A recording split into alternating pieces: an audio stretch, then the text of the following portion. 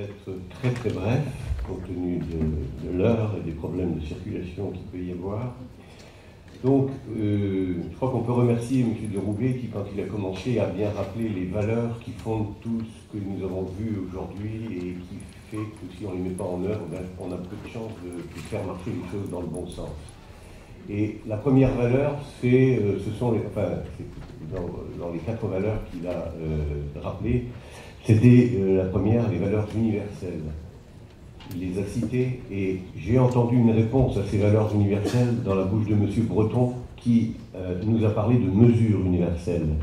Et à valeurs universelles, en fait, en réponse, il y a des mesures universelles et on a compris que si on voulait que la prévention marche, il fallait aller au-delà du simple champ de la prévention habituelle. Il fallait regarder au-delà. Madame Alexandra Fourcade parlait de redéfinir dans la loi le périmètre de la loi, le périmètre de la prévention, pardon. Donc, ces valeurs universelles, on a compris qu'elles ne pouvaient être mises en œuvre que sur les territoires. Alors, les territoires, on a bien compris. L'agence nous a présenté ce qu'on entendait par territoire en matière de prévention dans la région. Ces mesures universelles ne peuvent fonctionner et apporter des solutions à des problèmes de santé que si elles sont mises en œuvre sur des territoires. Quand sur un territoire, il n'y a pas de réponse, M. Polski nous a apporté une solution, hein, les maisons de santé. Mais elles ne peuvent fonctionner sur les territoires qu'à une condition, c'est que ce soit des citoyens qui soient bien associés à la définition de ces mesures universelles.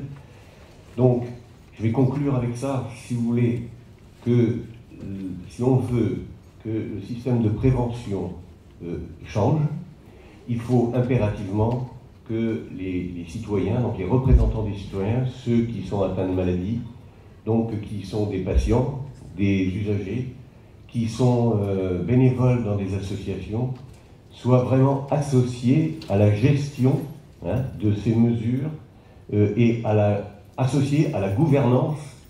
Souvenez-vous, M. Corne nous avait dit que dans les problèmes principaux du système de prévention, il y avait des questions d'identification de financement, mais aussi un problème de gouvernance très complexe.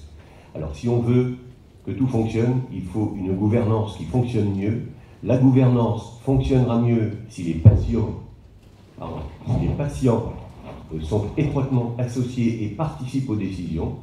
Il ne s'agit pas simplement de leur demander de participer à des actions d'éducation de ceci ou d'animation et de motivation de cela. Non, il faut qu'ils soient associés aux décisions prises, y compris d'affectation des ressources. On y reviendra, ce sera peut-être un thème sur lequel le CIS fera des propositions ultérieurement. Ça, c'est la première chose. Et la deuxième chose, c'était la conclusion de M. Deroubaix. Tout commence, dès lors qu'on veut aller de l'avant, tout commence par de la formation. Et aujourd'hui, on a besoin, pour avancer, on a besoin de personnes formées qui soient capables d'exercer ces nouvelles missions. Et c'est une des vocations que nous souhaitons pour l'Université des patients dont il a parlé. En tout cas, je lui suis très reconnaissant d'avoir répondu aussi favorablement et aussi rapidement à une suggestion qui lui a été faite le 3 octobre. Donc le 3 octobre, la suggestion lui était faite et le 25 octobre, nous avions un engagement de sa part pour que ce projet aboutisse. Je ne suis pas sûr qu'il sera abouti lorsque nous organiserons les assises du CIS en 2013. En tous les cas, je vous remercie d'être venu aujourd'hui. Je vous invite à venir à ces assises en 2013. Peut-être se tiendront-elles à Nice, on ne sait pas. Et le sujet, ce sera une surprise. Merci beaucoup à vous pour votre participation.